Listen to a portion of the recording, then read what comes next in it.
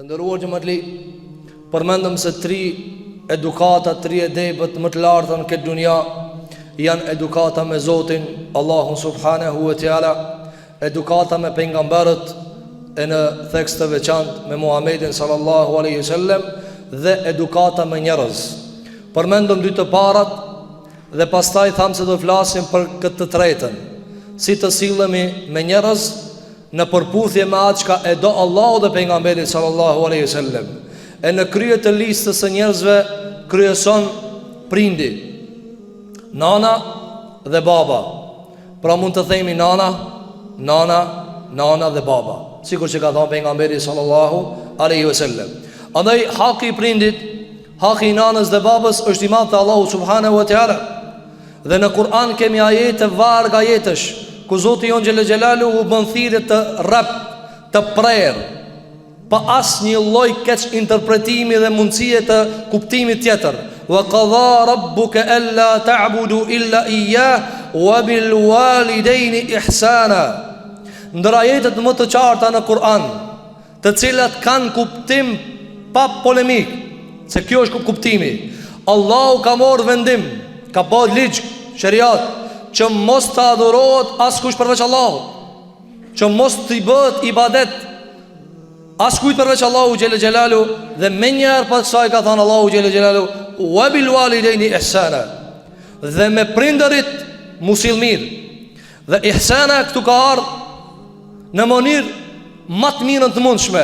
Ihsanan ka ardhur e pa qartësuar me ful mutlak, kundrin e pa kufizuar.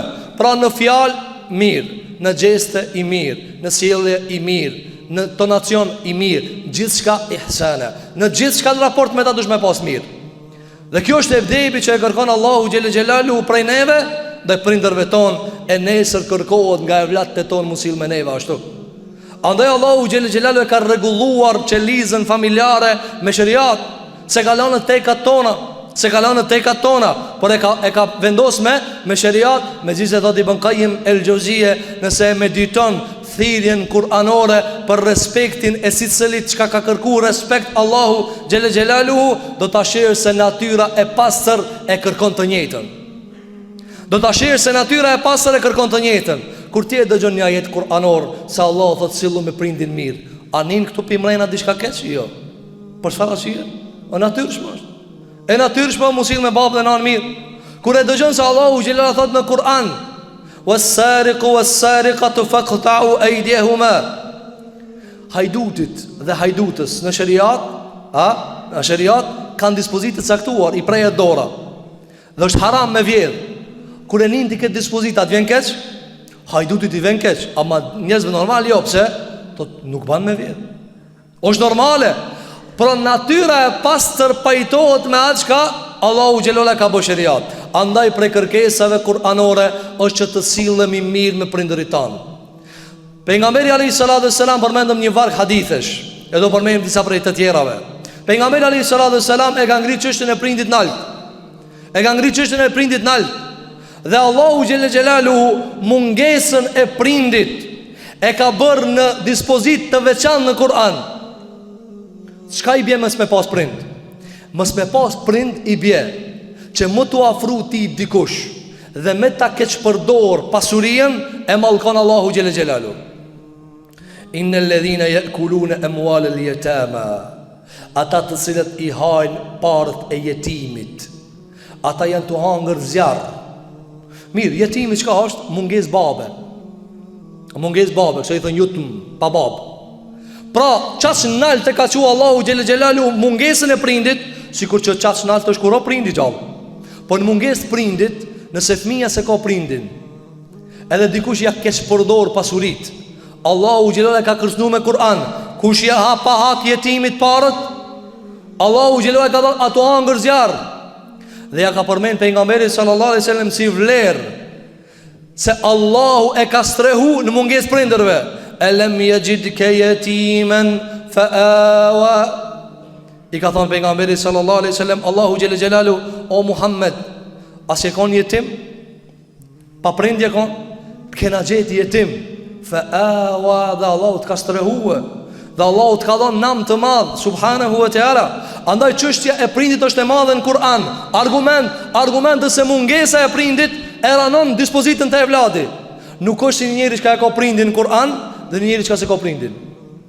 Nuk është një njeri cili ti e ki kojshie ka babën e vet, edhe një fëmijë që se ka babën e vet. Edhe ndjenjat tua nuk janë njësoj, po edhe Allahu nuk e ka trajtuar njësoj. Andaj transmeton Imam Buhariu në librin e tij Adabul Mufrad se Ebu Huraira radhiyallahu an kur e ka pranuar Islamin nana e vet, që e ka lutur shumë pejgamberin sallallahu alajhi wasallam, ja Rasulullah, ban dua nana ime ta pranoj Islamin. Ban dua nana ime ta pranoj Islamin.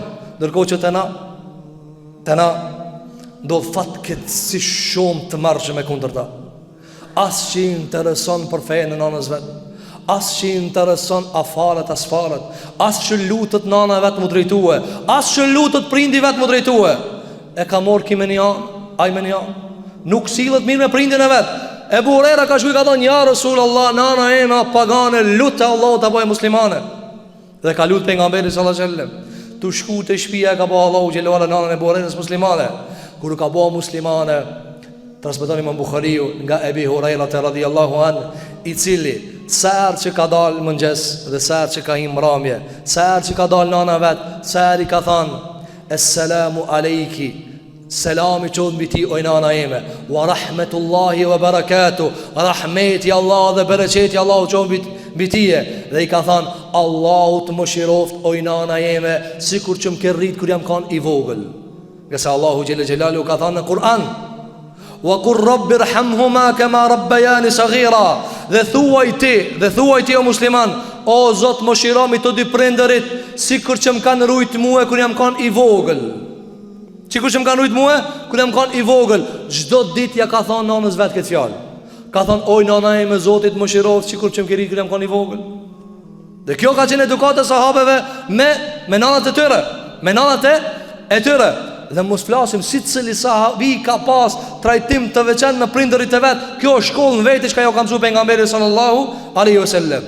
Ndërsa ndër hadithet e randa që ka ardhur për respektin e babës dhe nanës, ka transmetuar Imam Buhariu në Adabul Mufrad dhe në të libra të tjera nga pejgamberi jon sallallahu alaihi wasallam, se ka thënë pejgamberi alaihi salatu wassalam, la'ana Allahu men la'ana walidayhi.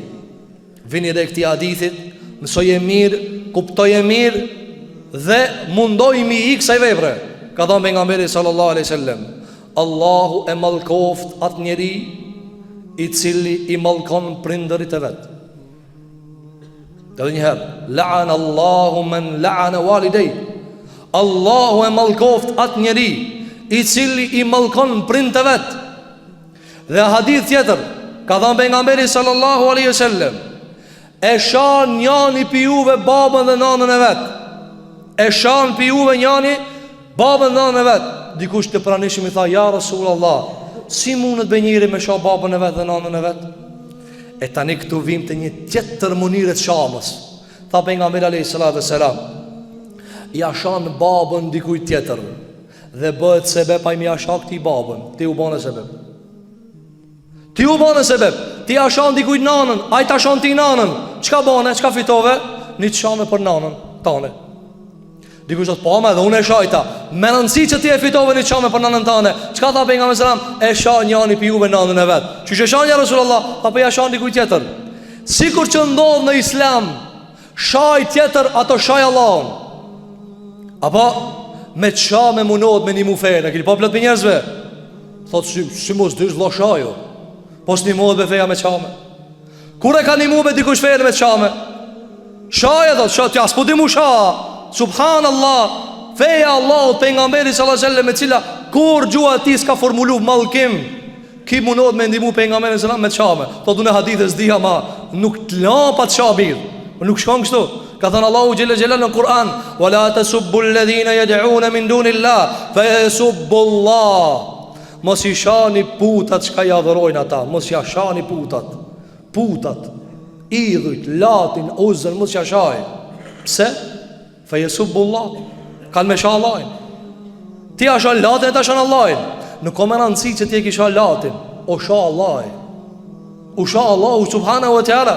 Andaj mos u ban sebeb dikush me ta ofendu babën. Qysh mos mu bo sebeb? O mos ja ofendo kërkujna babën. Mos u ban sebet me ta ofendu dikush nanën, duke apo as ti mos e ofendo dikush nanën. Që ta mirësh si shpërblim në ofendim për nanën tënde. Dhe çështu pastaj vjen deri tek më e keqja. Andaj ka thënë sallallahu alaihi wasallam, Allahu e mallkoft atë njeri i cili i mallkon prindërit e vet. Andaj Ibn Abbasin gjithashtu e kanë pyet se cilat janë prej duave të cilat pranohen më një herë. Cilat janë duave të cilat pranohen më një herë? Ka thënë i bami zullum. I bami zullum. Ai çka ka është i bami zullum, i çon dur ka Allahu xhelala, mes ti dhe Allahu s'ka perde. Tjetri ka thënë dhe duaja e prindit mbi evladin. Duaja e prindit mbi evladin. Ban dua nana dhe baba, ja ke prute huna. Atëherë Allahu xhelal më njëra agon. Pse?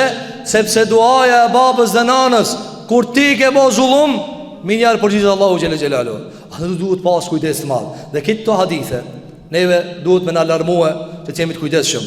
Ti përmirësojmë sjelljet tona, ti përmirësojmë karakteret tona, ti përmirësojmë edepet tona, të jemi të sjellshëm me ata që na ka obligu Allahu më kanë të sjellshëm.